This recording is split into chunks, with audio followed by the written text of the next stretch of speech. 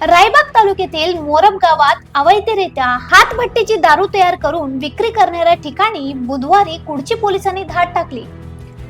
या कारवाई दरम्यान हातभट्टी दारू निर्मितीसाठी वापरण्यात येणाऱ्या सुमारे 1790 लिटर कच्चे रसायन म्हणजे मळी तसेच 10 लिटर हातभट्टीची दारू जप्त करण्यात आली।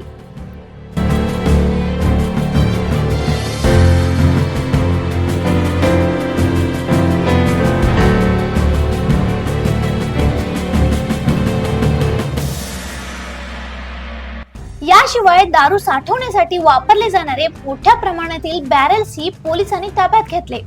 या प्रकरणातील 3 आरोपीपैकी 2 आरोपी फरार झाले असून एका आरोपीला अटक करून न्यायालयीन कोठडीत पाठवण्यात आला आहे।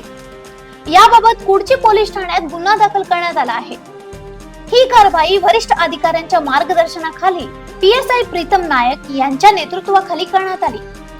यावेळी एएसआय केआर साळुंखे, सुरेश कल्याणपूर तसेच कर्मचारी पीएल खटावको, एचएस गुड्डल, बीएस खोत, एए शांडगे, एएस पाटील आणि महिला कर्मचारी आरएस सनदी यांनी सहभाग घेतला, अशी माहिती पोलीस सूत्रांनी दिली आहे। अशा आणखीन अपडेटसाठी फॉलो करा व्हॉइस ऑफ फेनोग्रामला।